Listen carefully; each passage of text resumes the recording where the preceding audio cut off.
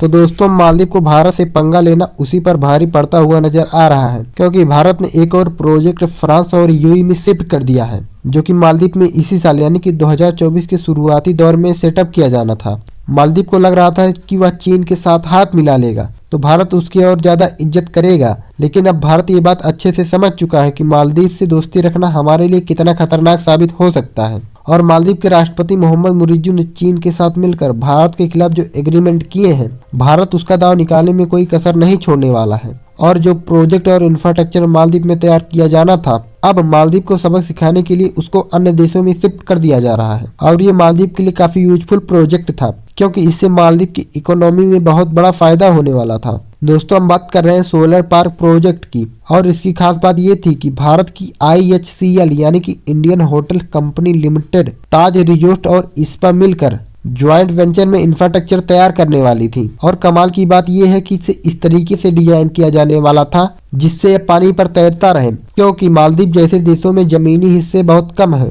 और यह कोई छोटा मोटा प्रोजेक्ट नहीं था, इसे बहुत बड़े लेवल पर सेटअप किया जाना था। और भारत की कंपनी ने इसके लिए लार्ज अमाउंट इन्वेस्टमेंट पहले से बचा कर रखी थी, लेकिन मालदीव के राष्ट्रपति मोहम्मद मुइज्जू ने चीन के साथ हाथ मिला लिया तो भारत इस प्रोजेक्ट को यूएई और फ्रांस में भेजने का फैसला बना लिया। पूरी डेवलपमेंट क्या है इस वीडियो में समझ। तो दोस्तों असल में हुआ ये कि मालदीव ने भारत के खिलाफ चीन के साथ मिलकर खिचड़ी पकाना शुरू कर दिया, तो भारत भी मालदीव को ठिकाने लगाने में कोई कमी नहीं छोड़ने वाला था। और भारत ने जो इन्वेस्टमेंट प्लान मालदीव के लिए तैयार किया था, अब उसी इन्वेस्टमेंट को दूसरे देशों में एक बड़े लेवल में कुछ प्रोजेक्ट सेटअप किए जा रहे हैं। उसी में से एक प्रोजेक्ट है सोलर पार्क, जिसको भारत के द्वारा 2024 के शुरुआती दौर में मालदीव में सेटअप किया जाना था, जिससे भारत की दो बड़ी कंपनियां IHCL, ताज रिजॉर्ट और इस्पा मिलकर मालदीव पर बड़े पैमाने में फ्लोटिंग सोलर पार्क को सेटअप करने वाली थी। प्रोजेक्ट की खास बात यह है कि इसे इस तरीके से डिजाइन किया जाना है कि पानी में आसानी से तैरता रहे, जिससे जो रूरल एरिया सोलर पार्क को सेटअप करने में कंज्यूम हो जाता है उसे बचाया जा सके। और इससे मालदीव के एनवायरनमेंट को पॉल्यूशन से बचाया जा सकता है, क्योंकि मालदीव में टूरिस्ट को अच्छी सुविधा देने के लिए डीजल जनरेटर का इस्तेमाल किया जाता है। डीजल जनरेटर का ज्यादा इस्तेमाल करने से मालदीव की पॉल्यूशन तेजी से बढ़ रही है। यही नहीं, इसके अलावा फ्लोटिंग सोलर पार्क प्रोजेक्ट प्रत्येक वर्ष 1189 टन इमिशन को कम कर सकती है। इससे 4,39,000 लीटर डीजल प्रतिवर्ष बचाया जा सकता है और जो नॉइस पॉल्यूशन है उसमें 40% की कटौती हो सकती है। लेकिन अब मालदीव ने भारत के साथ दुश्मनी लेकर अपनी अर्थव्यवस्था को किस लेवल का नुकसान पहुंचाया है, उसका पछतावा अब उसे होने लगा है। लेकिन चाहे कुछ भी हो जाए, भारत अब मालदीव को किसी भी सेक्टर में हेल्प नहीं करने वाला है। और जब से मालदीव के राष्ट्रपति चीनी राष्ट्रपति शी जिनपिंग से मिले हैं, तब से उनके तेवर बदले हुए हैं। यानी कि देखा जाए तो मालदीव के राष्ट्रपति भारत के खिलाफ जहर उगलना शुरू कर दिए हैं। जो भारत के 77 सैनिक मालदीव में मौजूद थे, उनको निकालने का आदेश अब दे दिया गया है। वैसे मालदीव के राष्ट्रपति ने इन सैनिकों को निकालने का आदेश उसी समय दे दिए थे जब वह नए राष्ट्रपति बने थे। फिर भी अभी तक इसके लिए कोई समय सीमा निर्धारित नहीं की गई थी। लेकिन जब से मालदीव के राष्ट्रपति चीनी राष्ट्रपति शी जिनपिंग से मिले हैं, उन्होंने सैनिकों को निकालने के लिए 35 दिन का समय दे दिया है। यानी कि भारत अब समझ चुका है कि मालदीव से दोस्ती रखना हमारे लिए कितना खतरनाक साबित हो सकता है। और जब मालदीव छोटा सा देश होकर भारत को आंखें दिखाएगा तो भारत भी शांत नहीं बैठने वाला है। और इसलिए भारत भी कुछ और LPG प्रोजेक्ट और रिन्यूएबल एनर्जी इस सोलर प्रोजेक्ट को दूसरे देशों में शिफ्ट करने जा रहा है।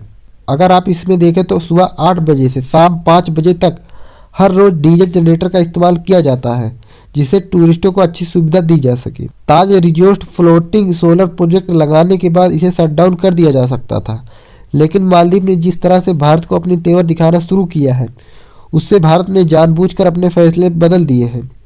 और अब भारत की कंपनी ने इसे ग्लोबल लेवल पर ले जाना शुरू भी कर दिया है। अब यूएई और फ्रांस जैसे देशों में सेटअप करने जा रही है, जिसे डिसाइड किया गया है कि साल 2030 तक भारत लगभग 1 ट्रिलियन इन्वेस्टमेंट की जाएगी।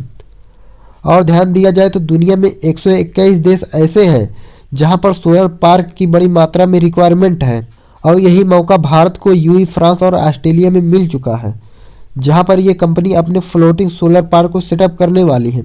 और कुछ दिनों पहले हमने एक वीडियो बताया था कि कुछ LPG प्रोजेक्ट जो मालदीव में सेटअप किए जाने वाले थे, उनको भी श्रीलंका में शिफ्ट कर दिया जा रहा है, जिसमें पूरे गैस अब उसी इंफ्रास्ट्रक्चर को मालदीव की वजह श्रीलंका में शुरू कर दिया है। और देखा जाए तो इस समय श्रीलंका में एलपीजी की डिमांड बहुत ज़्यादा है। और भारत के लिए कमाल की बात यह है कि पूरे गैस एलपीजी प्रोजेक्ट को श्रीलंका की एक कंपनी ने जॉइंट वेंचर के साथ सेटअप करने वाली है। इसके अलावा भी पूरे गैस ने इस प्रोजेक्ट को इंटरनेशनल अन्य देशों में ले जाने वाली है, क्योंकि पूरे गैस के पास नेचुरल गैस को एलपीजी गैस में कन्वर्ट करने की एडवांस टेक्नोलॉजी मौजूद है।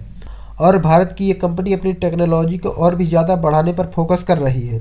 यहाँ तक कि भारत में कुछ दिनों पहले ही यूएई के साथ एफटी यानी कि फ्री ट्रेड एग्रीमेंट साइन कर लिया गया है। और इस समय भारत को यूएई जैसे बड़े देशों में फ्री ट्रेड का मार्केट एक्सेस मिल चुका है, जहाँ पर हम अपने प्रोडक्ट ड्यूटी को फ्री इंपोर्ट और एक्सपोर्ट कर सकते हैं। देखा जाए तो एक समय चीन दुनिया का नंबर 1 सोलर प्रोड्यूस कंट्री माना जाता था, लेकिन भारत ने रिन्यूएबल एनर्जी में अपने आप को जिस तेज़ी से डालना शुरू किया है, उससे चीन भी पीछे छोड़ने की कगार पर पहुंच चुका है।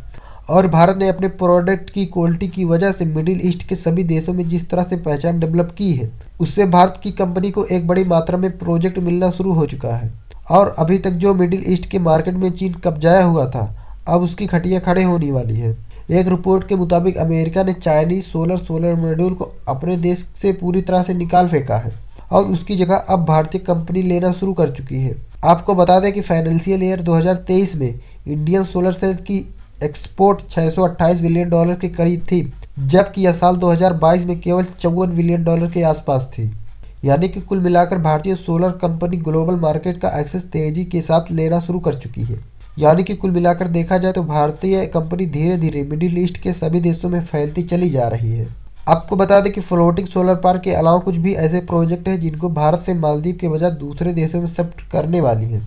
और भले ही चीन मालदीव की मदद करने की बात कर रहा हो, लेकिन जिस तरह से भारत मदद करता था उस तरीके से चाइना नहीं मदद करने वाला है। बाकी आपको क्या लगता है कि जिस तरह से भारत मालदीव की टूरिस्ट इंडस्ट्री को संभाले हुए था, क्या चीन इतनी टूरिस्ट को मालदीव में भेज पाएगा या नहीं?